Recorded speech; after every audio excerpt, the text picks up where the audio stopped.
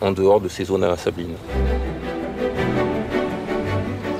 On trouve près de 4000 voies d'escalade sur tout le massif.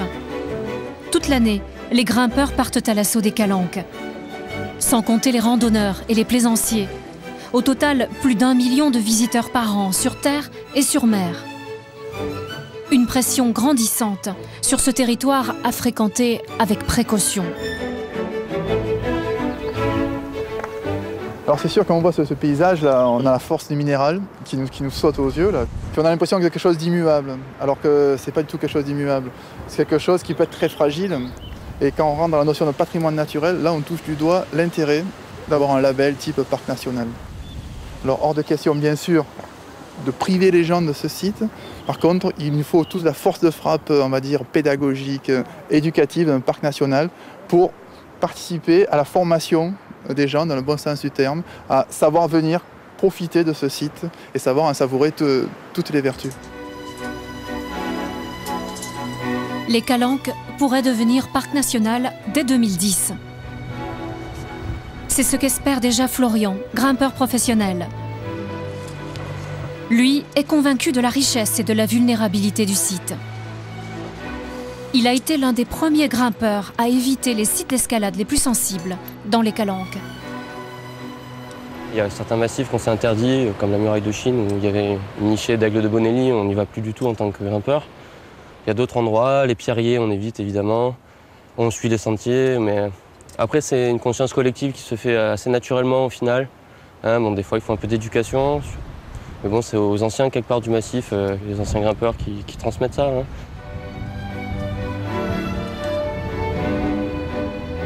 Une demi-heure de grimpe et au sommet, la récompense, enfin. Ah, c'est vraiment génial, hein, cette voie là, dessus de l'eau, tu pars d'en bas, c'est dément. On est entre terre et mer là, on entend le bruit des vagues au fond, c'est génial, ouais. Puis on est loin du monde.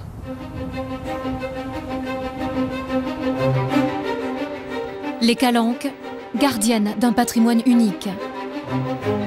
C'est tout l'enjeu d'un classement au titre de parc national. Un classement qui serait aussi une reconnaissance élevée de la valeur exceptionnelle de ce site.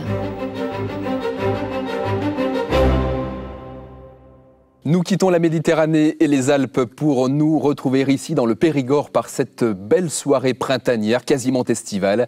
Nous sommes, je vous le rappelle, dans les jardins du manoir d'Érignac où nous avons installé notre plateau pour ce nouveau numéro des Racines des Dézels, un numéro que nous avons intitulé Passion Jardin, Passion Nature. Nous sommes dans la cour du manoir, près de ce très beau platane qui vient de fêter ses 250 ans. Patrick Samadiras, bonsoir. Bonsoir. Vous êtes le propriétaire de ce domaine. Depuis combien de générations ce manoir appartient-il à votre famille? Depuis 22 générations, ce qui représente 500 ans.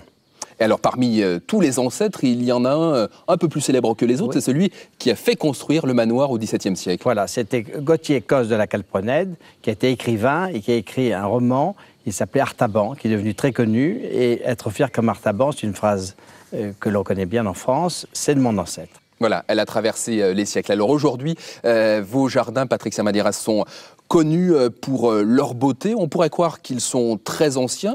Eh bien non, hein, ils ont une cinquantaine d'années. Oui, ils ont été reconstitués il y a 50 ans par mon père et je l'ai aidé énormément à faire ce jardin. Effectivement, il a repris non pas les plans des anciens jardins, mais des structures de terrain, des murs qui existaient, quelques sculptures, des bassins, le pavillon de repos, enfin un certain nombre de choses qu'il a pu conserver. Il a refait lui-même ce jardin complètement. Alors, un jardin qui aujourd'hui est célèbre pour être l'un des plus beaux décors d'art aux pierres en France. L'art aux pierres, expliquez-nous, c'est de la sculpture végétale à l'image des ifs là, que nous voyons, qui sont magnifiquement sculptés. Tout à fait, c'est l'art de sculpter du végétal, que ce soit un if, un buis, n'importe quoi, un charme. Et je pense que j'étais un des précurseurs au XXe siècle de remettre cette mode, si on peut appeler ça une mode, de l'art-pierre en France, parce que Érignac, effectivement, est un modèle d'art-pierre. Et l'art-pierre qui est très ancien, ça remonte à l'Antiquité, à la romantique. Oui, et à la Renaissance en Italie, énormément. Alors, vos jardiniers travaillent sur cette art-pierre, nous allons les voir à l'œuvre. Hein. C'est un travail vraiment d'une très belle précision, d'une très grande précision. précision, c'est du sur-mesure. On les voit actuellement, on l'a travaillé dans l'Allée des Charmes. C'est de la haute couture quasiment. Oui, ce sont des sculpteurs qui taillent à la main, bien sûr, au cordeau, fil à plomb.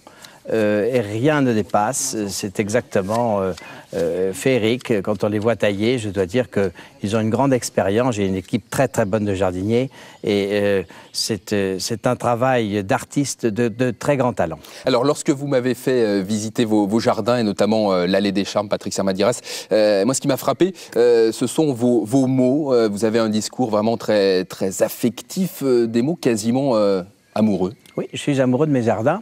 Je leur parle. Je m'y promène sans arrêt. Un jardin change au cours des saisons, bien sûr, mais même au cours de la journée. Le matin à 7 h, ou à midi en plein soleil, ou le soir à 9 h, il n'est pas du tout le même. Les odeurs sont différentes. Et chaque fois que je m'y promène tout le temps, je découvre toujours quelque chose de nouveau. Et cette passion, vous aimez la faire partager? Oui, je l'aime faire partager au public et je crois qu'on n'a pas le droit d'avoir une si belle chose qui est Rignac sans le faire partager au public. Les gens sont d'une gentillesse extrême, sont très respectueux de ce site et je les en remercie. Alors, Patrick Sermadiras, votre passion, eh bien, elle est partagée par de très nombreux Français qui adorent les jardins, qui ne possèdent pas forcément un jardin aussi vaste, aussi beau que le vôtre. Des passionnés, en tout cas, que nous avons rencontrés, que ce soit en plein cœur de Paris ou dans le Marais de Bourges, dans le Val-de-Loire ou sur les rives des lacs italiens. Pour l'amour des jardins, c'est un reportage signé Jean-Christophe Chaton et Charles-Henri Carlier.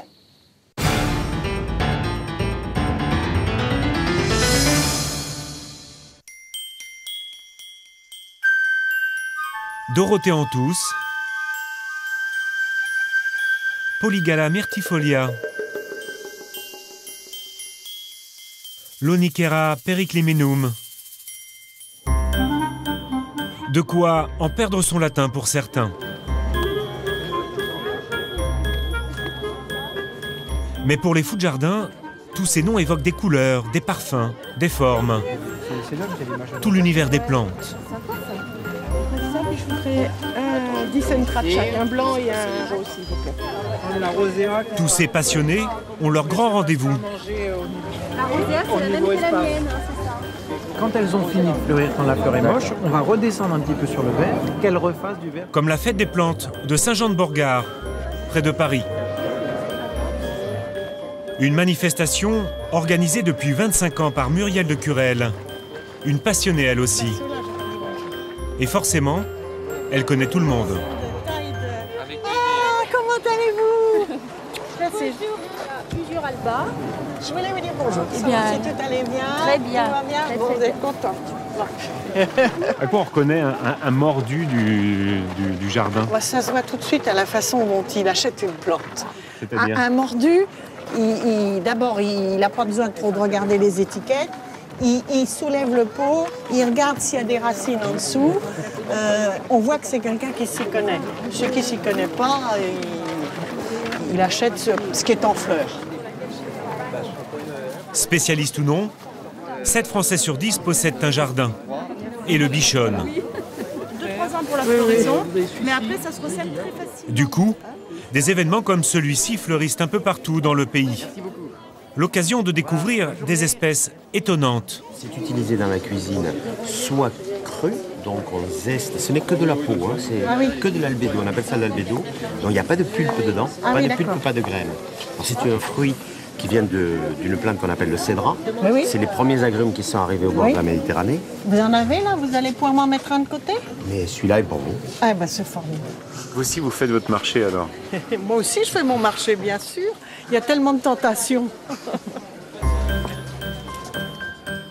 À Saint-Jean-de-Borgard, la fête dure 3 jours. C'est à peine suffisant pour ceux qui recherchent la perle rare. Comme Marie-Madeleine d'Acosta. Ça supporte le froid, tous les deux, hein? Ah oui, ça réussit. Impeccable. Merci. Merci. Au revoir. Elle vient d'Orléans. Je cherche partout des plantes rares. Je cherche l'Akebia quinala, grimpante. Je cherche le Xavitocer sorbifolia et le Cedrella sinensis, qui sont des plantes d'exception rarissimes. Pourquoi vous cherchez ça? Pour mon jardin, qui ne supporte que de l'extraordinaire. Ah bon? c'est personnel. Je ne bois pas, je ne fume pas. Je n'ai pas d'amant, j'ai les plantes. Marie-Madeleine n'a que les plantes dans sa vie. Je lui demande bonjour monsieur, auriez-vous de l'ail Schuberti? Non. Pas du tout. Et son jardin extraordinaire, 2 hectares de plantes rares. Rares, donc difficiles à trouver. Je cherche désespérément du Cédrola sinensis et c'est introuvable. Et pourquoi les plantes rares? Je suis fatiguée de voir toujours des pâquerettes et des marguerites et dépenser dans tous les jardins. C'est fastidieux. Non, non. Le bonheur qu'elles prennent chez moi. Je voyageais autrefois, je ne voyage plus. Eh bien, avec les plantes, je voyage. Celle que j'ai trouvée hier, elle vient de Chine, vous voyez. La Decaisnea fargesi. Decaisnea fargesi, autrement appelé l'arbre haricot.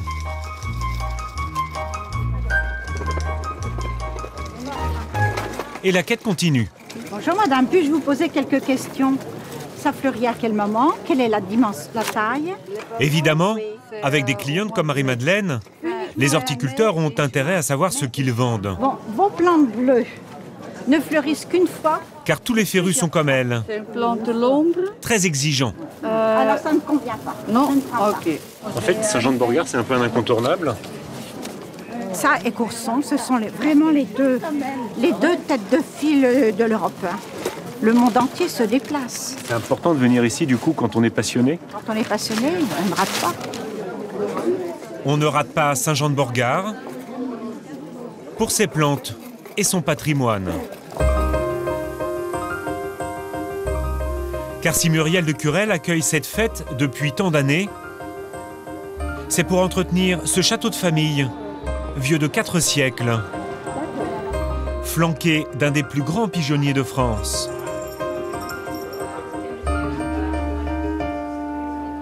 C'est aussi pour cultiver un potager historique du XVIIe siècle, ouvert toute l'année à la visite. Une fête pour perpétuer un art de vivre et un savoir-faire. Ça, c'est le système Tomry de conservation du raisin.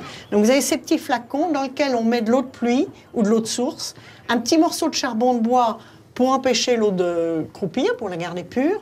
On cueille le raisin qui est dans les serres avec un long sarment. Il faut que le sarment ait la longueur du flacon. On met le sarment dans le flacon. Vous voyez qu'ils sont inclinés vers l'avant. Les grappes pendent parfaitement verticalement. Ils sont en quinconce pour que l'air circule entre les grappes. Et avec ce procédé, on arrivait à garder du raisin 5 à 6 mois, ce qui était fabuleux. Et ça marche encore, vous le faites ou... Ah oui, oui, nous le faisons chaque année. Nous mettons quelques grappes, pas tout plein, mais nous mettons une quinzaine ou une vingtaine de grappes, ce qui permet de voir cette méthode. Et c'est vrai que c'est formidable, ça marche tout à fait bien. Le raisin reste ferme? Ah, il reste impeccable comme si vous l'aviez cueilli le matin.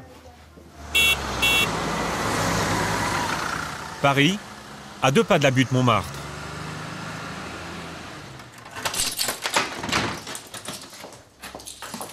C'est ici que nous rencontrons Michel, passionnée par les plantes elle aussi. Elle est propriétaire de son appartement en rez-de-chaussée, avec un plus exceptionnel, ce jardin.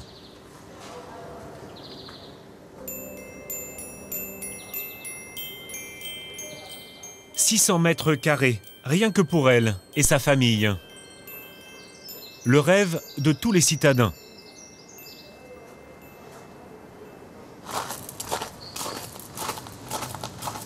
Donc je me suis amusée à planter des choses qui sont un peu inusuelles dans Paris et qui poussent très bien et qui me gratifient toujours d'une petite fleur. Là, il y a une floraison du Syringa pekinensis, complètement en fleurs. Un lilas de Pékin, en français. Et il y a cette ronce, donc je suis en train de refaire un peu ça. Il y a cette ronce qui est très très jolie. On dirait une rose et en fait c'est une ronce de Chine. Et regardez comment elle est, toute frisée avec le petit cœur vert. Alors là, c'est un autre osmanthus. Les choisias que je recommande à tout le monde ayant un jardin dans Paris. Ils sont très bons. Il n'y a pas beaucoup de gens qui ont des jardins dans Paris. Mais des terrasses, des balcons, des terrasses. Et puis là, on arrive à la colline. Ah là, le petit coin de paradis, le petit coin où on se retrouve seul, avec les amis, le petit coin préféré de mon fils, évidemment, qui vient avec tous ses copains. Ça, il peut tout regarder, il est tranquille. Et non, c'est vraiment un petit bonheur. Et puis surtout, Il n'y a pas de bruit. Quand Michel achète il y a 15 ans, le jardin ressemble à ça. Un terrain mal entretenu, sans relief. Un petit peu, mais il faudrait que je le voie, mais je ne viendrai pas. Aujourd'hui, après beaucoup de travail et de passion, Michel et ses enfants sont aux anges. La plus belle terrasse de café pour sa fille, qui travaille juste à côté. Je ferai des boutures et puis tu les mettras sur ton balcon. Moi, je le trouve magnifique. J'aime beaucoup l'évolution que ça prend. Et puis surtout, maman a essayé de faire qu'à chaque saison, il n'y a jamais un moment où il est complètement vide. Et ça, c'est génial. Il y a toujours des feuilles, il y a toujours des couleurs d'automne et tout. Donc c'est super beau, ça. C'est un jardin qui se regarde tout au long de l'année, c'est ça? Complètement. Il vit en fait tout au long de l'année. Il est jamais mort. Michel a un beau jardin. Elle a aussi ses bonnes adresses.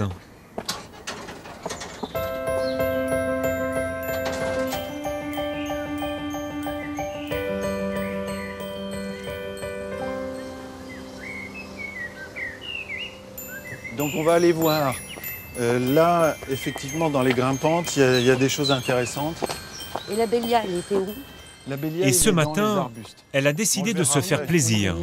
Puis j'en ai en fleurs. Ah ben voilà. Voilà. Génial.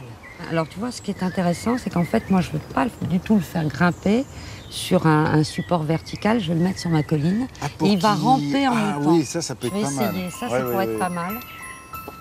Ah, c'est un petit Everest, ça. La voici chez Patrick Nicolas, pépiniériste à Meudon. Non, un golden à manger.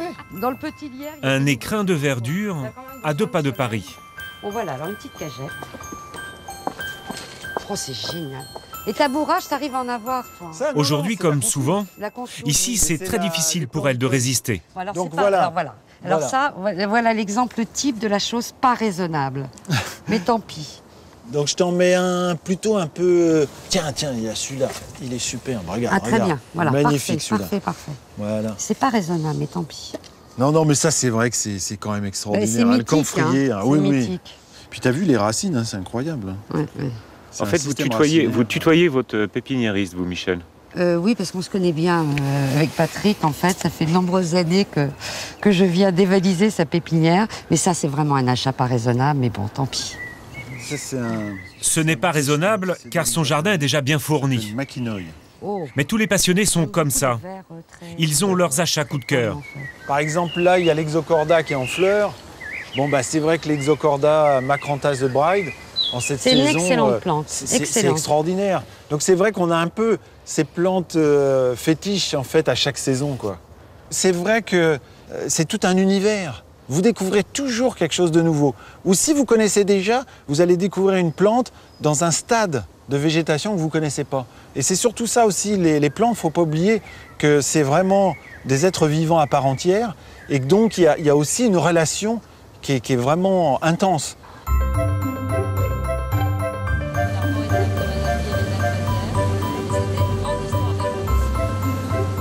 Même ses voyages, Michel les consacre aux plantes. Nous la suivons en Italie, sur le lac Majeur. Et c'est un endroit où il y a effectivement des jardins étonnants, où l'art du jardin est étonnant aussi. Un lieu incontournable pour le spécialiste?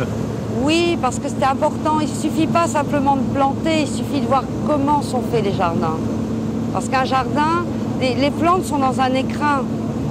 Donc il faut visiter énormément, se faire l'œil, regarder, pour après pouvoir soi-même concevoir quelque chose, évidemment pas aussi beau, mais avoir cette idée. Première escale. Première émotion. La villa San Remigio. On crée des espaces et on peut comparer, enfin, toutes proportions gardées, ce jardin un petit peu à la variété des fusées de Rothschild. Une demeure et surtout des jardins, imaginés à la fin du 19e siècle par un poète et une peintre follement épris l'un de l'autre. Il laisse à la postérité une collection de décors floraux qui expriment les sentiments humains, la mélancolie, la joie, la tristesse. Ces jardins sont exceptionnels. Petit à petit, eh bien, en montant, on a commencé... Ce séjour, en groupe, est organisé par Pierre de Philippi, directeur d'une agence de voyage spécialisée dans l'art des jardins. De la joie. Voilà, nous y arrivons. Hein. Au début du XXe siècle, c'est grâce souvent à ces anglo-saxons, que ce soit en Toscane, que ce soit en Lombardie, que ce soit au Piémont ou dans d'autres régions d'Italie, on retrouve des gens qui vont être pétris de culture humaniste et qui vont en fait recréer à nouveau le jardin à l'italienne. Avec l'aide de guides locaux, ça fait 25 ans que Pierre ouvre en grand les grilles des plus beaux jardins du monde. Se recueillir, hein. Et c'est là où il commençait à avoir la muse qu'il chatouillait. Des lieux privés le plus souvent, pour des visiteurs très privilégiés.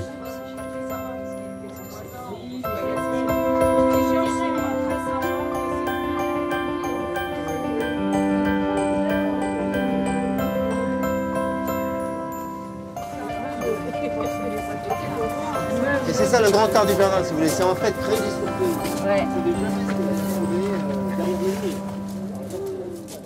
C'est de la folie, c'est fascinant. C'est ces deux adolescents qui, en fait, rêvent d'un jardin et le construisent une fois mariés, comme c'est inscrit sur la plaque. Puis ce jardin secret, là, qui se dévoile d'un seul coup, extrêmement bien conçu, taillé. C'est fascinant, fascinant. C'est étonnant. Je suis ravie, je suis heureuse. C'est beau. Juste à côté, le jardin botanique, né d'un rêve fabuleux. Voilà, c'est tout en fleurs. Celui d'un capitaine écossais qui cherchait une terre pour les plantes qu'il avait récoltées au cours de ses voyages. Des espèces peu communes, comme cet arbre mythique. Donc l'arbre à mouchoir, ce sont des arbres qui proviennent de Chine. Hein, oui, c'est un arbre qui a été découvert à la fin du siècle par le père David, d'où le nom Davidia, et qui a été introduit en début de siècle. Et c'est magnifique.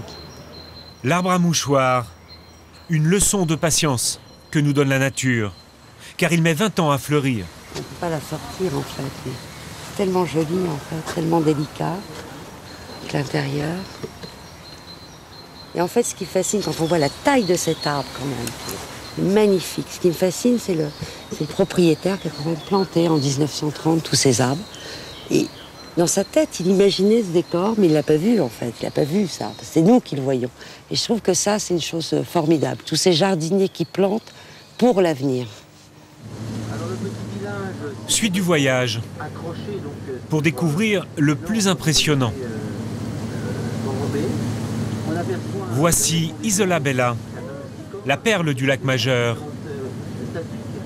Une île, propriété du prince Borromée.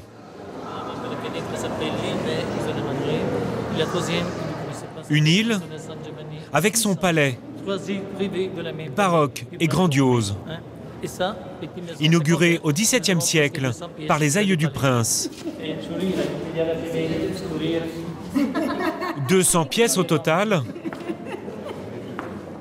dont ces grottes en rocaille, exceptionnelles, comme un prélude à l'apothéose végétale. Il m'arrive souvent de voir des gens qui restent parce que ce sont des gens qui sont attachés à l'aspect, on va dire, non pas botanique, mais jardinier, simplement le côté collectionniste, donc des petites fleurs que l'on voit, qui sont importantes, mais le jardin ne se résume pas à ça. Le jardin, c'est un ensemble. Il n'y a pas de jardin sans belle maison, et il n'y a pas de belle maison sans jardin. Et en général, le jardin est un complément, un trait d'union, en particulier pour l'homme de la Renaissance. Et au baroque, le jardin va être un élément qui va servir le spectacle, c'est-à-dire cette mise en scène, cette scénographie, qui va permettre de développer, grâce au mouvement et à la métamorphose, l'artifice, donc, et là, vont composer une symphonie, justement, que l'on retrouve dans le jardin, mais qui est en fait un renvoi qu'il y a dans la maison. Donc, une grotte comme celle-ci, par exemple, avec toutes ces rocailles, on va retrouver les mêmes éléments en décor à l'extérieur.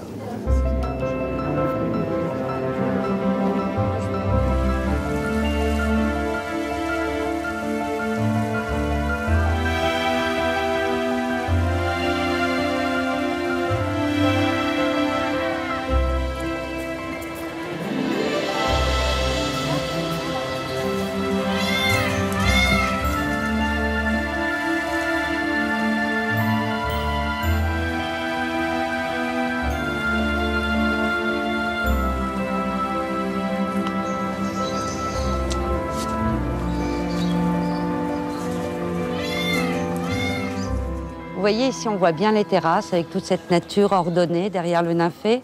Et en fait, c'est comme la proue d'un navire. On a l'impression que l'île va appareiller. Ça vous inspire quoi, cette architecture très délirante et puis ce jardin très délirant en Ah plus. mais c'est une époque, c'est le pouvoir en fait, c'est insensé, c'est insensé. C'est-à-dire le pouvoir? Le pouvoir, le pouvoir des hommes, l'utilisation de la nature comme support à toute cette expression et l'architecture qui en sort magnifiée et c'est le résultat. Mais ici, c'est vraiment un exemple époustouflant. Salut Jean-François. Ça va? Bon. Retour en France.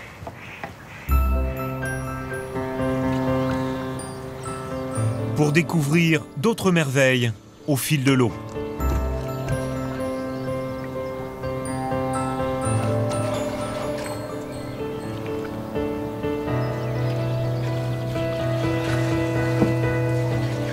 Nous sommes dans les marais de Bourges, un territoire de 135 hectares, champêtre, en plein cœur de la ville.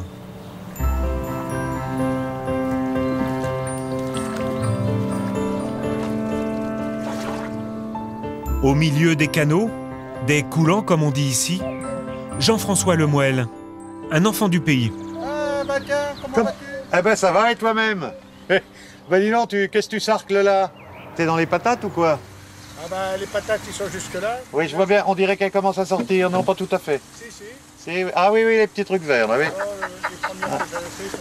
Oui. Allez, bon après-midi, hein. Merci. Profites-en bien, hein. En fait, vous connaissez tout le monde ici. Ah ben, comme je suis né dans le coin, effectivement, je connais peut-être pas les plus nouveaux, mais les anciens, oui. Puis surtout, ils me connaissent tous, évidemment. Ils m'ont vu naître pour beaucoup. Donc, il y a une sympathie dans le Marais, ça c'est incontestable. On sait qu'on doit tirer la barque dans le même sens.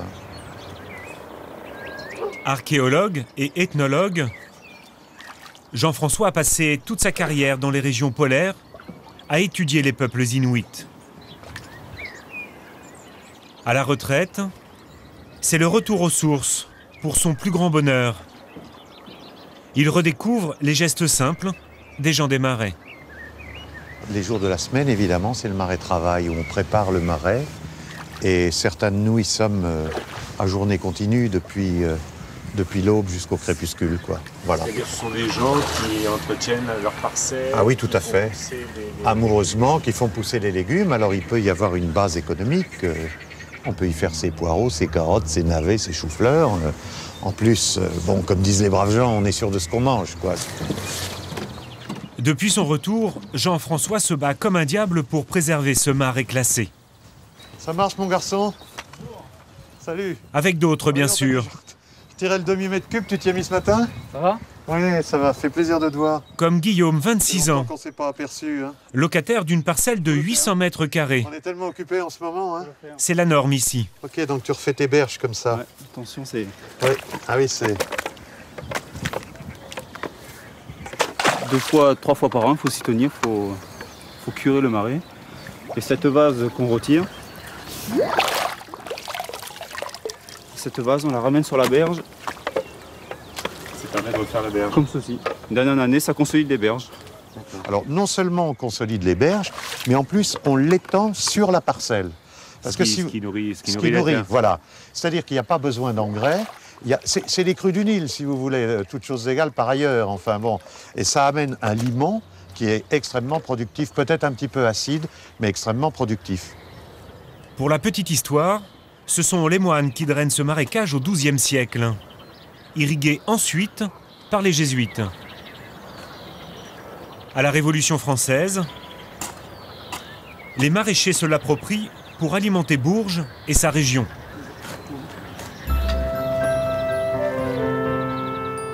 Aujourd'hui, le Marais, c'est encore 1500 parcelles, en potager, en verger, mais aussi de plus en plus souvent en jardin d'agrément. Un paradis sur terre, mais un paradis menacé. Il y a une tendance évidemment récente à faire que le loisir a tendance à dominer. C'est-à-dire qu'au lieu d'avoir 90% de terres cultivées en légumes et en arbres fruitiers éventuellement, Aujourd'hui, on n'en a plus que 10% et le reste est engazonné. Et ça, c'est une tendance qui est très perverse. Parce que vous ne mettez pas la boue sur la moquette. Si vous avez un joli gazon bien vert, bien entretenu, etc., que vous entretenez avec amour le dimanche, ça c'est pas la question n'est pas là. Comment allez-vous tirer la vase? Et si vous ne tirez plus la vase, vous retournez au marécage et à nouveau vous n'avez plus de marais. Vous voyez, nous sommes pris dans cette contradiction-là. Il faut réfléchir en fait à cette phrase d'Aragon chantée par Brassens. L'homme croit saisir son bonheur et il le broie. Et pour ne pas broyer son bonheur, la famille Lantoine a trouvé la solution. Acheter à plusieurs une parcelle, répartir les tâches et profiter ensemble des bons moments. En fait, c'est une tribu ici. Le but, c'est ça. Il est venu cette semaine tondre. Le but, c'est que ça ne soit pas une corvée, quoi. Donc, comme on est 8, parce qu'il y a 4 garçons, 4 filles, et ben, c'est que chacun vienne quand il a le temps. Parce qu'il y a des tâches qui sont relativement pénibles, hein, tirer la vase, il y a des tâches d'hiver, il y a des tâches d'été. Pourquoi vous avez voulu acheter ça? C'était quoi l'idée? Se retrouver ensemble, être à la campagne sans avoir à faire 30, 40 ou 150 km aller à droite à gauche. Là, on est en ville, mais on est quand même à la campagne. Et puis c'est notre jeunesse, nous, depuis qu'on est gamin, on accompagnait le grand-père et le père quand ils venaient faire le jardin, on leur piquait leur bateau, puis nous on traînait partout là-dedans. On avait notre jardin même. Ouais, on avait notre jardin. On pêche, on plantait 4 radis, on les mangeait pas, mais on était contents, quoi. Les Lantoine et leurs copains ont craqué à l'occasion de la fête des marais. Quelques milliers d'euros seulement, le bout de terre et la magie qui va avec. Quand on tire la vase, souvent on trouve des éclats de grès, des assiettes en faïence, des choses comme ça. Des os aussi, hein, donc on fantasme un peu. On pense qu'un jour on va trouver un crâne, quelque chose. Peut-être son ancêtre. On va savoir. Et donc on garde tout pour faire une fresque un jour, coller ça sur un cadre. Non, il y a du fantasme, il y a beaucoup de fantasmes. Ouais, qu'est-ce qui s'est passé ici? Est-ce qu'il y a des chevaux, des choses? Il y a des canards sur notre marais là-bas.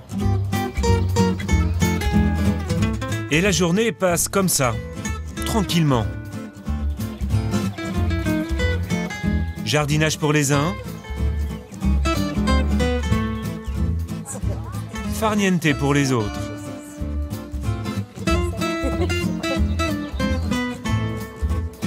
On fait des jeux, les enfants pêchent, font du bateau, nous on papote, voilà, on se raconte. Les garçons font la cuisine et puis nous on fait rien. Voilà, c'est un vrai bonheur, quoi. Ça permet de tenir la famille et les liens. Ouais, ça, en fait, exactement ça. On a construit des liens, mais ça permet de les préserver en fait aussi, ces liens.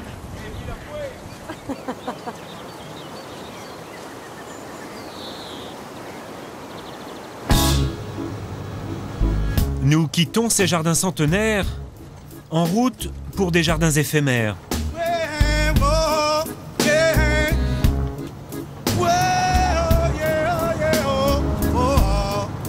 Avec Clément, 30 ans,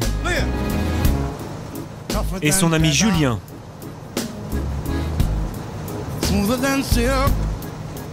Deux jardiniers artistes, très heureux de participer à l'événement de l'année.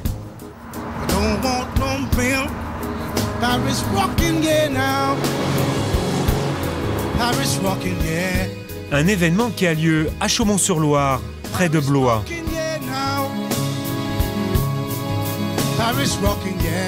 Chaque année, le parc de ce château Renaissance accueille le Festival des Jardins. Un concours international voué à la création paysagère.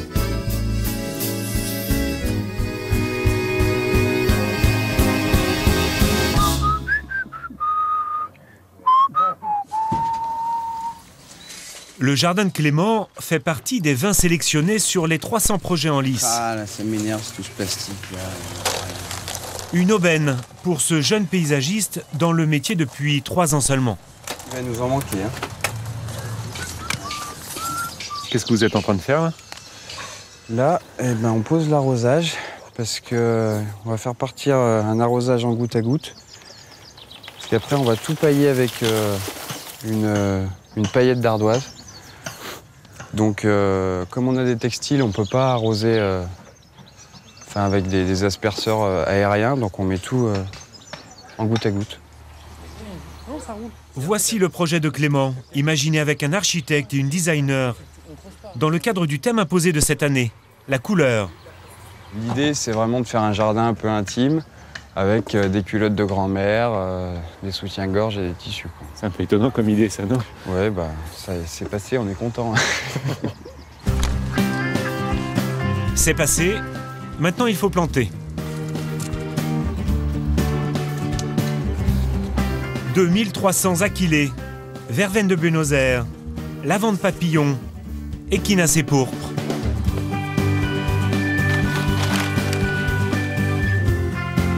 Une trentaine d'espèces en tout, pour souligner les linges qui sécheront ici. Il faut faire en fonction des tailles, des couleurs et des floraisons. Un vrai puzzle à assembler. Il y a des plantes qu'on connaît parce qu'on a l'habitude de les mettre dans les jardins. Et puis après, pour la contrainte de la couleur, là, on s'inspire de ce qui existe. Et puis, là, on voit la plante adulte. Là, on voit la plante en phase de floraison. Toutes les caractéristiques, la taille, l'époque de floraison. Tout le jeu, c'est de jouer sur les feuillages et les floraisons pour qu'il y ait, toute la durée du festival, un jeu de couleurs qui fonctionne. Clément est à la tâche, les autres équipes aussi. Ici, la couleur est déclinée sur le thème de la ligne jaune. Là, ce sont des vers solaires pour un jardin ultraviolet. Non, mais j'ai encore celui-là à faire, mais ce sera fini. Depuis 18 ans, Chaumont-sur-Loire se vit comme un laboratoire d'idées et d'innovation. L'image de ce que seront peut-être les jardins de demain.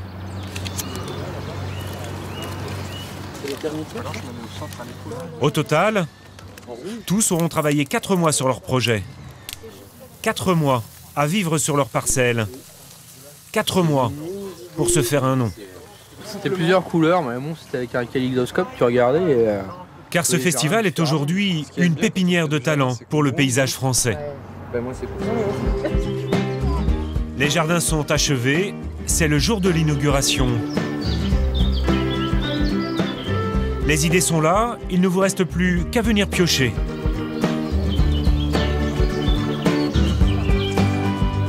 Et voici le jardin de Clément et sa lessive en fleurs. Comme une invitation à déambuler. Et visiblement, les visiteurs sont sous le charme. J'aime beaucoup la circulation qui est proposée et le fait que le regard puisse justement se promener à la fois en élévation et puis en même temps le fait qu'on soit attiré par les plantations. Et tout ce cheminement comme ça dans le dégradé de couleurs est très très poétique et très onirique. Du rêve, de la légèreté, de la flânerie. Qu'est-ce que t'en dis alors? Du bien. Ouais? Du bien, oui. Pour Clément, c'est surtout le sentiment du travail accompli. Simple, c'est discret. Moi j'aime bien les ombres portées sur le sol. Ça, je trouve ça vraiment élégant. Qui marche bien avec les terre-pleins noirs. Voilà. Non, c'est simple, c'est pas grandiloquent, c'est efficace. Content d'avoir fini dans les temps. Moi, je suis assez content parce que voilà, on a fini et le jardin est assez beau, assez propre, assez élégant et il est fidèle à ce qu'on voulait en faire.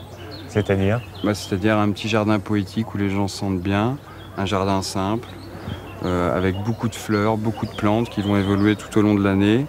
Et je pense que c'est un jardin où les gens vont venir et avoir envie de revenir, surtout, pour découvrir l'évolution du jardin. Ce festival est ouvert jusqu'en octobre. Ensuite, ce sera une autre saison et d'autres jardins, éphémères, eux aussi.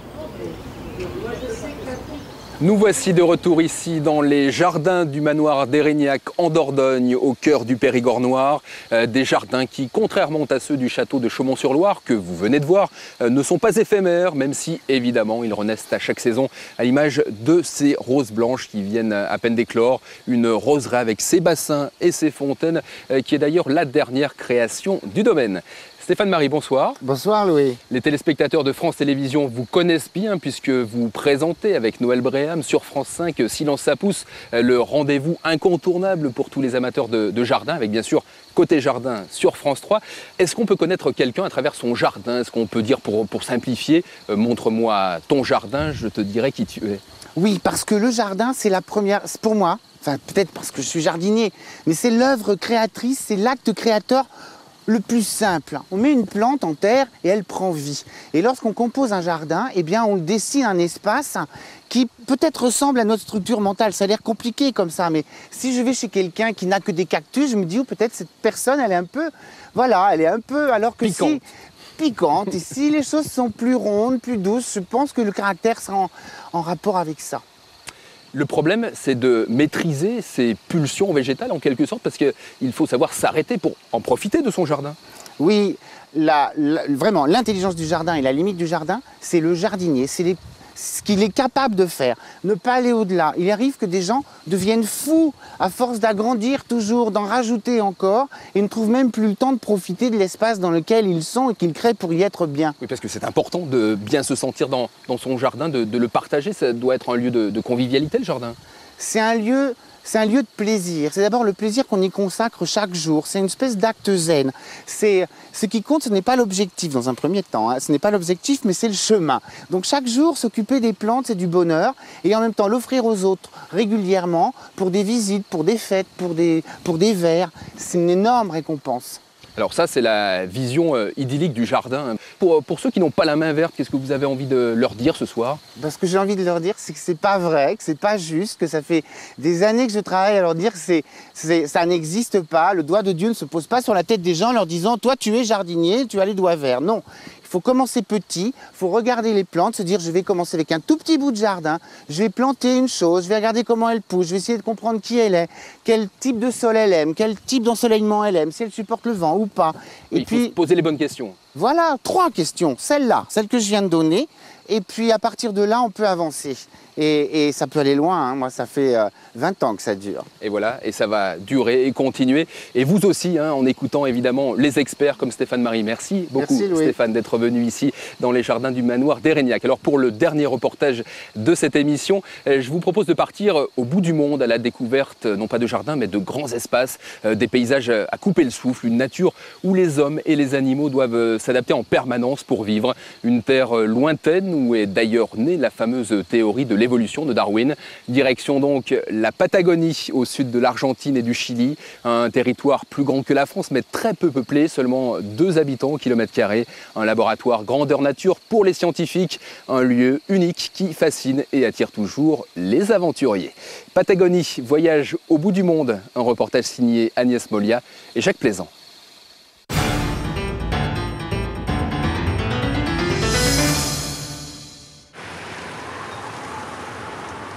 Un vent violent qui souffle sans discontinuer.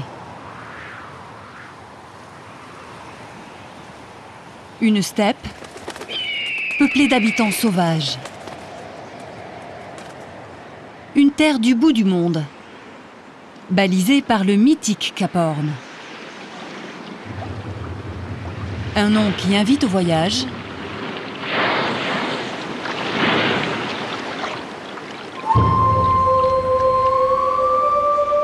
C'est la Patagonie. Bernard de Royle est le gardien d'un des plus beaux joyaux de ce monde, du bout du monde.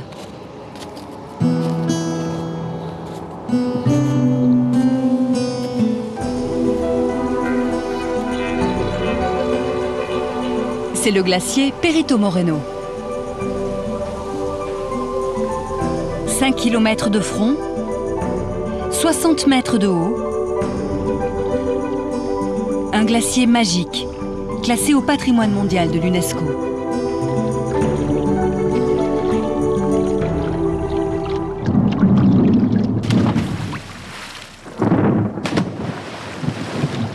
Chaque jour, d'immenses blocs s'en détachent dans un fracas assourdissant pour plonger dans les eaux glacées du lago Argentino, aux confins des Andes. Un glacier qui fait pratiquement partie de la famille de Bernardo. C'est son grand-père, Walter Royle, le plus grand photographe de Patagonie, qui lui a transmis son amour pour ce glacier. Au début du XXe siècle, il fut l'un des premiers hommes blancs à arriver jusqu'ici.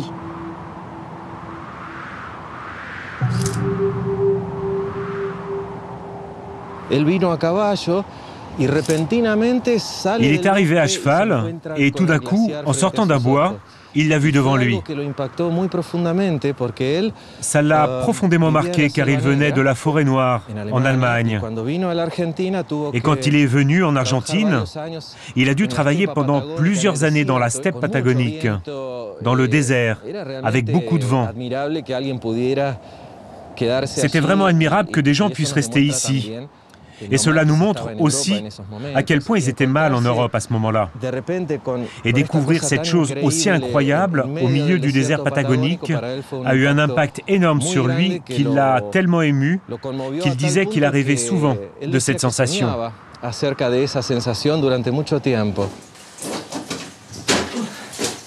Sur les pas de son grand-père, Bernardo explore chaque jour les entrailles de ce géant de glace, à la structure changeante. Et ce qu'il préfère par-dessus tout, c'est se faufiler sous le glacier. Ce que nous voyons ici, c'est la partie inférieure d'un puisard qui s'est formé grâce à l'érosion d'un ruisseau qui a aujourd'hui disparu. Et ce qui reste, c'est ce trou créé par l'érosion.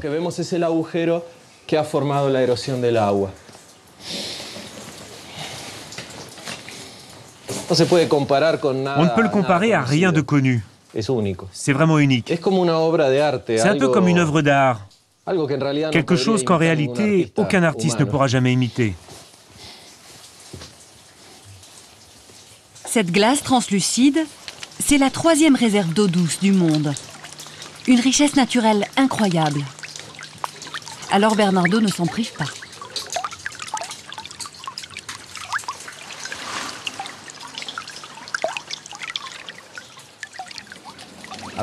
Ça nous fait rire quand les touristes nous demandent « mais on peut la boire ?» Comme si c'était quelque chose d'extraordinaire. Mais pour nous, c'est normal.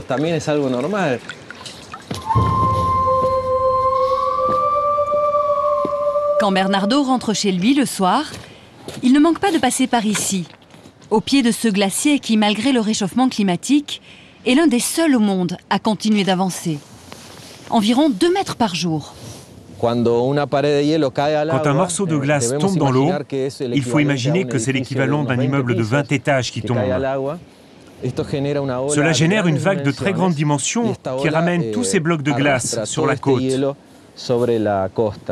Et il est recommandé de partir vite, car quand il n'existait pas les passerelles panoramiques pour regarder le glacier, beaucoup de gens sont morts à cause des vagues produites par les chutes de glace.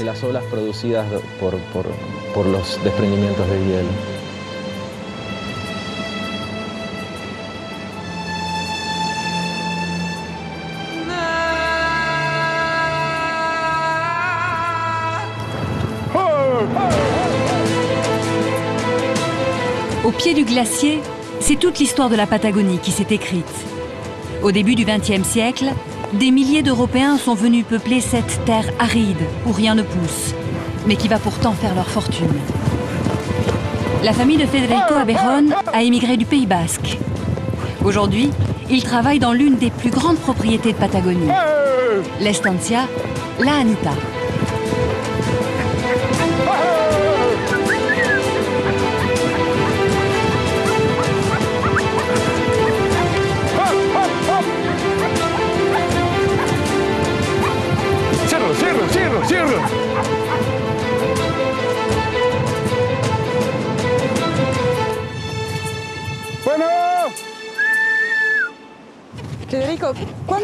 Federico, il y a combien d'hectares ici? 75 000 hectares. C'est beaucoup, non? Ça fait 7 fois comme Paris? La vérité, c'est que je ne connais pas Paris, mais c'est certainement vrai. Ce qui est sûr, c'est qu'il y a beaucoup moins d'immeubles. Des terres à perte de vue, c'était le cadeau du gouvernement argentin aux valeureux, immigrés ici. Il faut réaliser qu'ici, c'était des territoires sauvages. Il n'y avait rien, pas un village, rien. Et donc, personne n'allait créer une entreprise ici pour seulement 10 hectares. Et le gouvernement argentin voulait peupler ce territoire car les Chiliens commençaient à revendiquer cette partie de la Patagonie.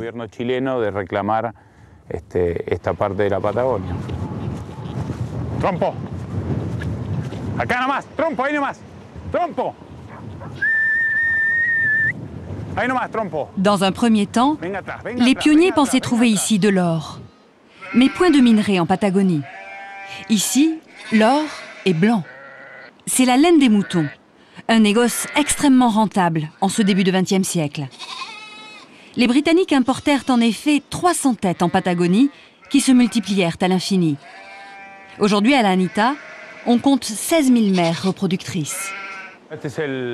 Ici, on est dans le hangar de tonte de la Anita, créé en 1906.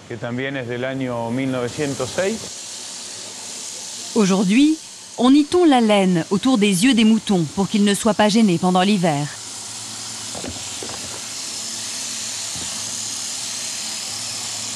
Des gestes qui n'ont pas changé depuis la création de l'Estancia.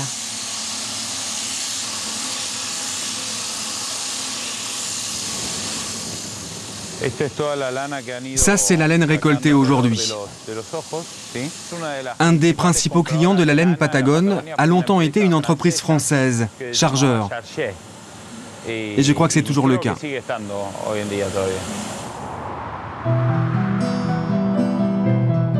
L'Estancia appartient toujours à la famille qui l'a fondée, les Brown Menendez, des pionniers hispano-russes qui ont fui la misère. Très vite, ils commercent avec l'Europe grâce au fameux détroit de Magellan, découvert 3 siècles plus tôt et qui relie l'océan Atlantique au Pacifique. Une découverte historique, car pour la première fois, un navire fait le tour de la Terre. C'est d'ailleurs Magellan qui donne son nom à ce bout du monde. Il y aurait rencontré des Indiens géants aux grands pieds. Grande patte, en espagnol, cela donne Patagone. La Patagonie est née. C'est donc à Punta Arenas, à 350 km au sud de leur estancia, sur le détroit de Magellan, que s'installent les Brown Menendez.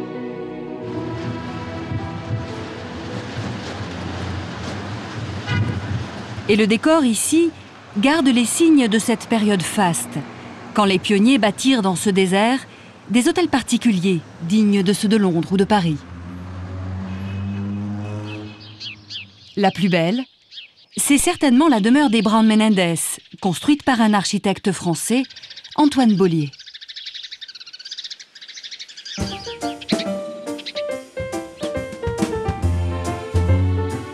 Un salon Louis XV, un bureau anglais, des salles de bain Liberty, il y en avait 10 dans la maison. Tout était importé d'Europe, même la main-d'œuvre. On savait en Europe que de grandes fortunes se construisaient ici. Et donc beaucoup d'artistes, d'architectes, d'artisans passaient par ici. Et ils commencèrent à travailler. Et un grand nombre d'entre eux ne sont jamais repartis dans leur pays. Ils sont restés ici. Un billard français, une ambiance totalement européenne et rassurante. C'est ce que les pionniers voulaient recréer ici pour ne pas trop souffrir du mal du pays, car les risques de naufrage rendaient tout retour inenvisageable. Nouvelle vie, nouvelle tendance. Dans cette salle à manger de type espagnol, l'avant-gardisme des propriétaires se lit au plafond. Ça, c'est Art Nouveau. Et c'est une imitation de marqueterie. On peut voir ici l'audace de ces dames. Ces tons si forts étaient très mal vus. C'était scandaleux à cette époque. Mais leur audace est claire. Elles font peindre ce plafond ainsi. On peut voir aussi dans le style Art Nouveau français les figures féminines qui représentent les 4 saisons de l'année.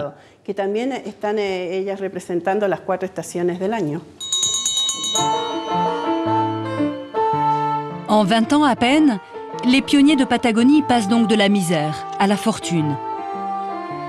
Une histoire écrite néanmoins au mépris d'autres hommes. Les Indiens Tehuelches et Mapuches qui vivaient en Patagonie depuis la nuit des temps.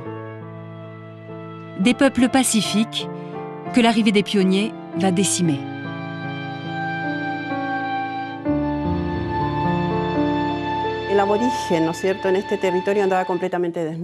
L'aborigène de ce territoire vivait complètement nu.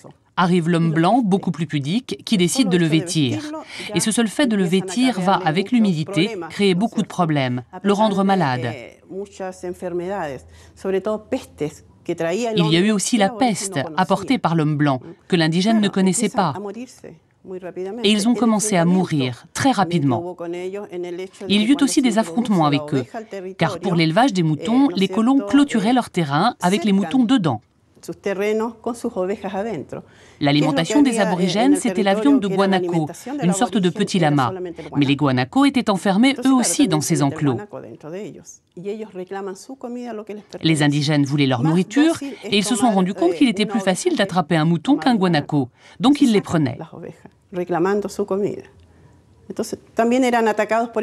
C'est pourquoi ils ont été attaqués, car on les traitait de voleurs. Mais il fallait qu'ils s'alimentent. Et c'est ainsi qu'a commencé le désastre.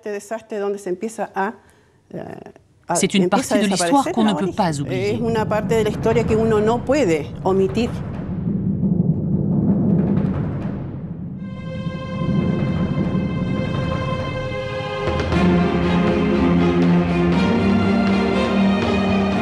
Notre voyage continue plus au sud, où d'autres grands explorateurs ont contribué à dessiner la carte.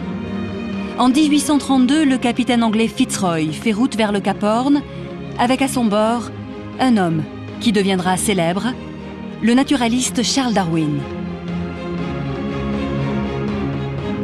Leur navire s'engage dans un détroit. Une nouvelle route, stratégique, s'ouvre alors entre Atlantique et Pacifique. Elle portera le nom de leur navire, le canal de Beagle. C'est ici que se situe une ville mythique de Patagonie, Ushuaia, Ushuaia en espagnol.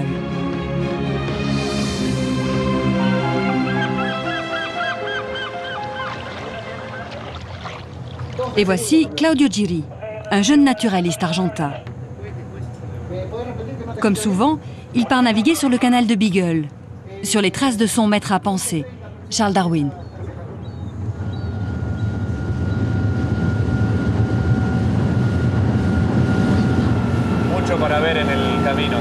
On va voir beaucoup de belles choses sur ce canal de Beagle. Surtout avec une journée aussi fantastique. Des lions de mer avec leurs petits. Et si on a beaucoup de chance, on verra des pingouins. Espérons-le.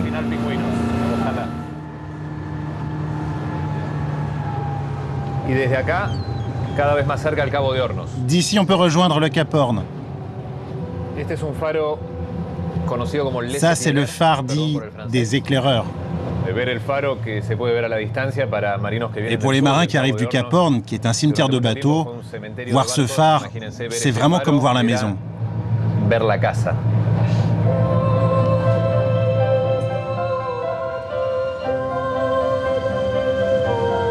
Ici, la faune réserve, comme au XIXe siècle, un spectacle magique. Goéland, canard sauvage,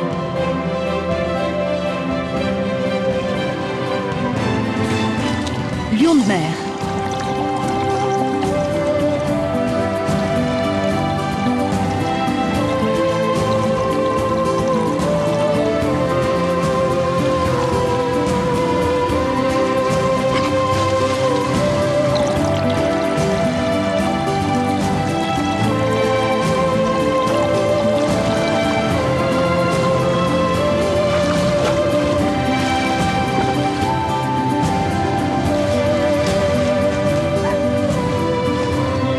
Le lion de mer, c'est l'animal roi de ce canal.